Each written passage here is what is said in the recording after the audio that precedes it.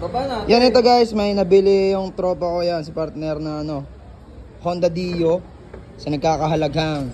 Alam niyo na, yan. Secret. Yan, secret. Basta yan sa kamay ko, kita niyo na. Yan guys, at formado na yan, oh, napakalinis. At saka ang kanyang mga footboard guys, ay puti na. Hindi yan repaint, talagang puti yan. Napaganda oh. Aftermarket na.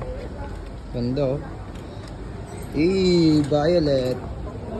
So guys, and montage natin itong Honda Dio nya. So let's go.